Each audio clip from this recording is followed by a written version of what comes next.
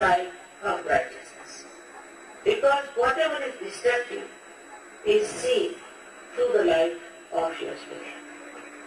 You start giving up all that is destructive. Nobody has to tell you that give up this, give up that. You yourself realize that this is wrong and we should do.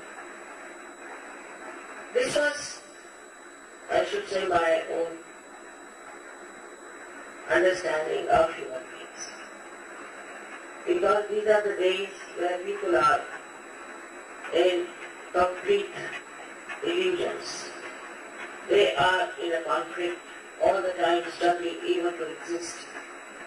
Under these circumstances, everything would have failed if you had started taking a sannyasa and then going to Himalayas and all that. If you have to do this for the masses, something has to be done practical, and luckily I've been able to find out a way by which we can get your sprouting, your realization. Now some people who get realization have to understand certain things, because as you know, there are many people who have got realization. I don't know how many, I don't keep count. But what is lacking in them is surrender. It's embarrassing to say, but it is a fact. This is the only condition of modern surgery, that you have to really surrender. If you start using your brain, if you start using other methods to understand surgery, you can. You must surrender. And Islam is nothing but surrender. Islam means surrender. And if that surrender is not there, it is impossible to establish anyone in the kingdom of God.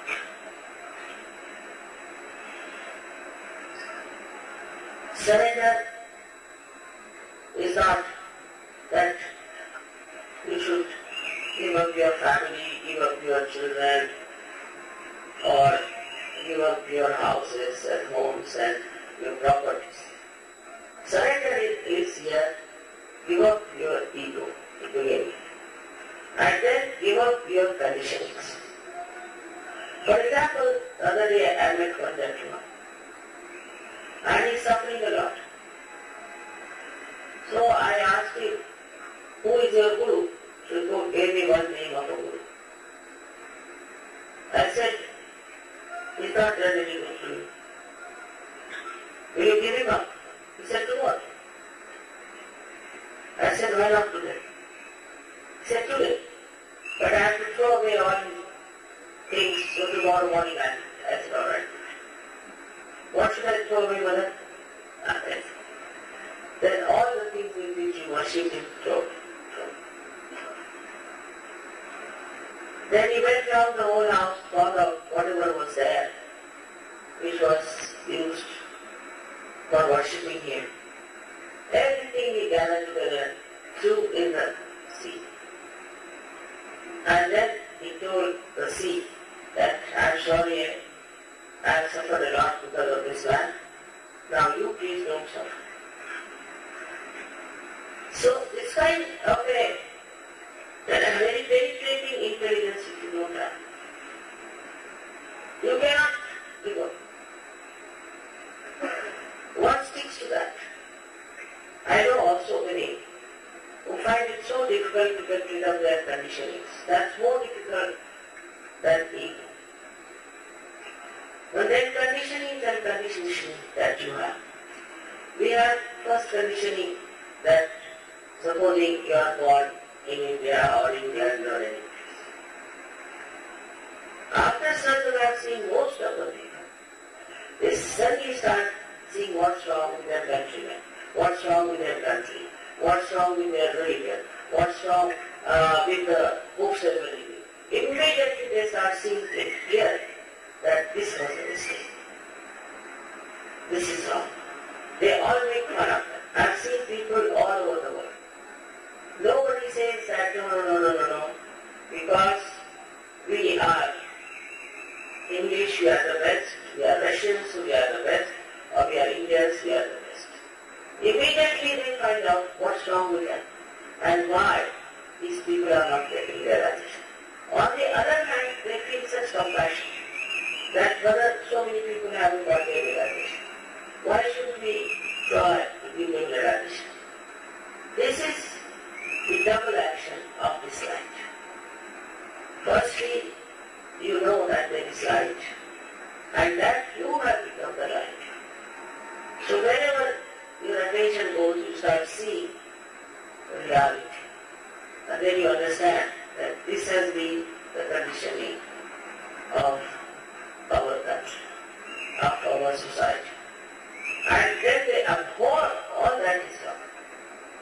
They never identify it. But first thing, as I said, is surrendering. In surrendering, actually, you develop a kind of a state where I would say you become a sannyasi from within. That means nothing at all. What is the sannyasi? The person who is above everything else. Nothing can stick to. He just looks at things and he knows what to do. He may not say. He knows everything. And he doesn't do whatever is done. He's so detached that in that detachment only he can see what's wrong. He starts seeing his family people, he starts seeing other surroundings, everywhere. He starts seeing what's wrong. And he does not identify it. It's very surprising. I have seen it. I went to Turkey. At Turkey I went to one gentleman who was very a big Swiss soldier. And he came himself to me and said, "Father, give me realization." I was surprised because I didn't see this in Switzerland, such an anxious personality would ask for realization. Very surprised that in Turkey should ask for realization. And I gave him realization. And immediately he said, "I am not going to go back to Switzerland." Just imagine. You see, it is so clear that this light definitely gives you tremendous wisdom and balance. Supposing you are walking and you can't see the road, you may fall down. But if there is little light out, you can see. And this is what Sir Yoga has done. It's given you very little light. That little light itself has been sufficient for you to give up so many things. Now the other side of it is the ego part. Ego is very subtle stuff with human beings. I don't know how they gather it, but they do. And some of them have such a valuable ego that with the slightest thing it shoots up. And they get very angry for small things. Or if they find somebody whom they can dominate also that. Now this ego, when you start seeing it, you just start laughing at yourself and think that what's wrong with me? Ego is not like conditioning which is coming from outside, but ego is something that comes from within. It can come from anything. Human beings have ego of all kinds of nonsensical things. One day I met one lady and she was very proud and was not even smiling. I said, "What's the matter with this lady? What is she?" So they told me she knows how to make dolls, that's why she's so proud. She's so proud. Yes, she can make dolls. So she's so proud. I said, "What is there? Anybody can make dolls. So what is so great?" "No, but she thinks she's very great because she makes dolls." So a man becomes stupid and stupid That is first sign of an egoistical person. He is so stupid that when you are talking to him, you just get flabbergasted that without paying anything, you have got a buffoon before you who is showing all you jokes of his buffoonery. It's something very surprising. I mean, you meet any egoistical person and you just watch him. I with this, I am, I. Then you start seeing the person, what's the matter? He's not even ashamed to say things that should not be said. Then he goes even to the sinful life they lead. They lead a very sinful life, they follow women, they drink and this and that. Then they start boasting about that also. I drank that day so much. I had 5 women around me. They start boasting of that also. So for an egoistical man, there is nothing like shame. He will go on telling about his nonsense something and everybody will say, my God, to whom are we talking? And then, whatever they do, they justify. I asked one fellow, you had such a bad heart attack. Why do you drink now? Give up drinking. He said, but even this person, Kirloskar, we have one in Pune, who is now, I think, 95, he drinks. So I said, you are not Kirloskar. And even if he drinks, what's the use? What is he gaining by that? No, see, it's very good. Because see, he drinks and he is so successful. Is he successful because of drinking? But even ordinary reasoning is not. Ordinary reasoning. And in the general way, if you see, even if you see the greatest developed countries, I have never seen a statue of a man who died of drinking. Never. I have not seen in any country people are painting a man because he had 10 women or he died of drinking. So far. I don't know how far human beings can know in their ego. Now this ego is spread very much in modern times, where they start saying, I like this. I don't like this.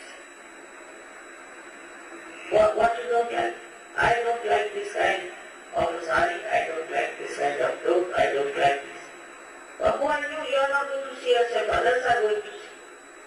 So what difference does it make whether you like it or not? But it's very common with young people to talk like that. I like it. And this is a sign of complete destruction. Because ego is not only this, makes you stupid. You see, all these days the way people dress up, and we find they are very stupid because I like it. So what? Anything they like it, if they want to walk on their heads, I like it. What's wrong? All kinds of stupidity can be explained through ego. So those who get realization, some or other, thank God, see it. This is my ego doctrine. Then they start laughing at themselves, making fun of themselves. This was my ego. But also in Sahaja, there are people. I said, why don't you go and organize? Mother, because my ego will come up. I said, what's this? My ego will come up, so I don't want to organize. How can your ego come up? If you see your ego, suppose you see something is burning, you see it there. How can you get that burning on yourself? But this is a very subtle kind of avoiding work of Sahaja Yoga to say that no, I'll get into it. I said, all right, get into it, I'll see it. Get it, what happens? So all kinds of things there are which makes a person quite idiotic and stupid. I mean, I don't know how many things I can tell you today, but also I've seen in marriages, this is very common. They say that, mother, I married this girl at that time, but now I don't think I should have been married. Oh, what that time, what had happened to you? Why did you marry at that time? I have to tell you these things because I've been facing all kinds of problems of this stupid, idiotic ego. One has to see here how this ego is working with me and how it is keeping me down. So when we talk of ascent, we talk of a higher life. We have to become sannyasi, like the lotus that comes out of the pond and no water can stay on. Even the leaves of lotus, no water can stay on. Just like that we have to become. We don't have to wear sannyasi dresses, nothing else. But from inside, a kind of a detached attention is there, which immediately locates the problem within you and also in Yoga, you know how to overcome. It's a very effective, efficient system. But for that again, achieve that, you have to become Shiva, means detached. And Shiva is completely detached. You have to be detached. And that detachment will give you the same wisdom as Shiva has. Shiva sees, we should say Sadashiva sees the birth of Adishanta. Silent. He doesn't get proud, he doesn't develop a kind of a ego that sees now what my Ichhashakti is doing. Nothing. He does watch. But when it comes to destruction, with folded hands, so to say, and such. In your behavior, in your thought, in everything, you have to be a person who is extremely humble. If that is not so, that means Sarjava has given you double ego. As it is, you know that Shiva is known for his innocence, for his simplicity, his forgiveness. He forgives. He forgives Rakshasa, he forgives everyone. That is his quality. But anybody who goes against the primordial mother, he doesn't spare. So this is the quality one has to understand. Surrendering doesn't mean outside things to be surrendered. What if these are all stones? What are you surrendering? Surrendering means cleansing yourself completely, getting completely detached. Detachment is the only way you can rise.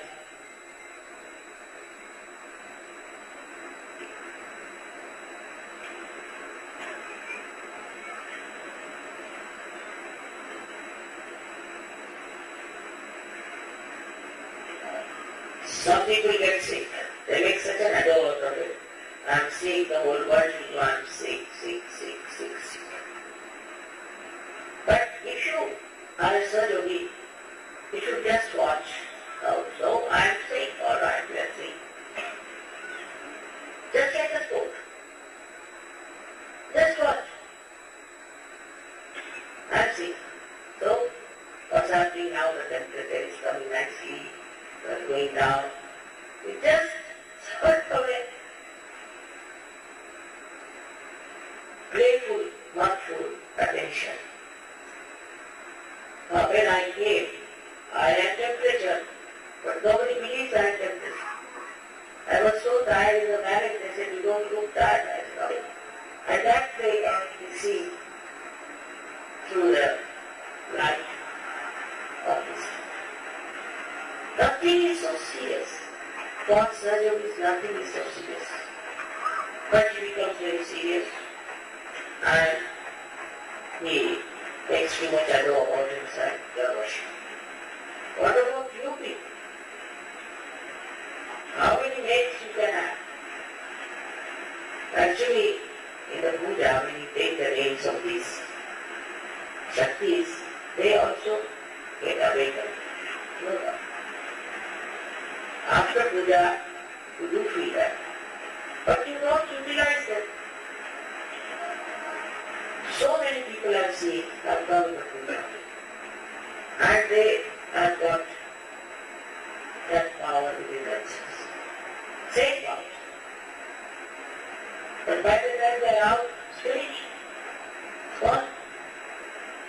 So, surrendering has another side. Assumption. Assumption that I am a servant. And I can absorb all these powers within myself. So one side is surrendering. Why to surrender? To absorb. Automatically, when you are surrendered, you absorb. But once you have absorbed, then you should retain and assume within yourself, know that you have these powers. Then where Sahaja-yogis fail more. First time it happened. No Sahaja-yogi would touch anybody, raise anybody's kundalini, this thing, that thing. We had at least 50 Sahaja-yogis fighting. I said, now what to do? I have prepared these channels and nobody is even raising their fingers. How am I going to work it out? Very difficult. Once it happened, we had a program in Nasik Road. And I was staying in Nasik. It's about 30 miles from there. So, we reached halfway and our car failed. And nobody, no other car was coming, nothing, no support, nothing. I didn't work. But these, all the Sahaja-yogis had arrived there. And such a big crowd. They started saying, when is Mataji coming? When is Mataji coming? Such a pressure. So they said, alright, we give it. Sit down. And they gave realization. That's the first time the Sahaja-yogis started knowing that they can give realization, they can do this, they can do that. They all started after that. So assumption that I have these powers. I'm not going to waste them. I'm going to use them. I'm going to look after others. I'm not going to just keep to myself. This assumption has to come. Once I was traveling by ship, and one fellow got caught up in the free zone, and he got pneumonia. So the captain came to me that, see, this boy has got pneumonia, we have to get some doctor by helicopter. I said, Captain, I have given you realization, you are a doctor. I have here. If you want, I can go down. No. But tell me what to be done. I said, just go and put your hand on his heart first. I said, yes, you. Went down and put his hand. And the fellow got over. He was amazed. Went me now in the wedding. And he was amazed at himself. He said, I can look at anyone else. But if you do not assume and just sit down, meditating, reflecting, surrendering, what's the use? So, you have to do. Now, after achieving Shiva state, you have to start doing the work of Arisha. You should take this desire that we should spread service. We have to work it out. But be careful. Sometimes you might be conditioned, you might be egoistical. Watch yourself. With watching, you can, I'm sure, you can achieve a lot. We have done. Some people who have taken it upon themselves have done it everywhere in every country. So the first thing of surrendering is important to reach the state of your spirit of Shiva and But the second step is that you have to now think of others. First, it is, as they say in Sanskrit, is Vyashti, means individual gain. You get the individual gain. And then it becomes Samashti, means the collective. You have to work it out on collective. People who never even got realization, nothing of the kind have been doing so much organization and this and that. While you have got it. So now it is important that you should now extend this life to others.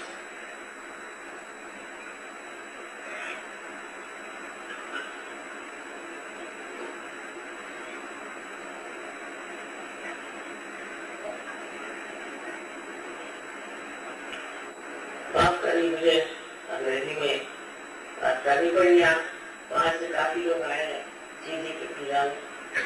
आज तक ऐसे कभी हुआ नहीं था। और शिव जी के बारे में आप लोग बहुत कुछ जानते हैं